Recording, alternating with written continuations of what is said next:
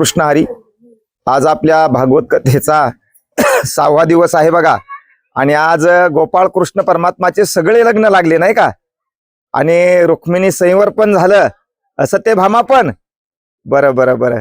आणि हे कशामुळे होतं माहितीये का? सौजन्य तेथे सोयरिकू। सौजन्य आमच्या उमरदमध्ये मिळाले, सालेगाव, सायखेडा, बेलखेडा असे पाहुणे राहुणे आणि सोयरीक झाली।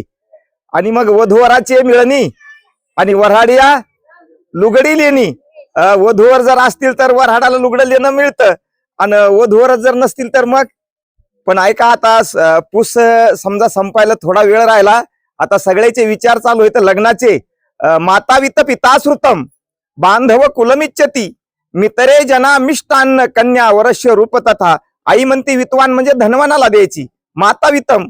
पिता म्हणतो श्रुतम म्हणजे विद्वानाला द्यायची, माता वित्त पिता श्रुतम।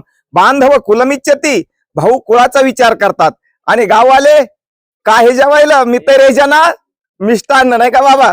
आणि बाकी मग कन्या वरस्य रूप तथा। हे मात्र नवरीला मुलीला काहीच माहित नसतं, ती फक्त मुलाचं रूप पाहते।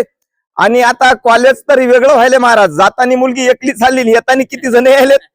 पण आपल्या हिंदू संप्रदायामध्ये तसं नाही। आमच्या खेड्या भागामध्ये अरेंज मॅरेज आणि अशा पद्धतीने होतात।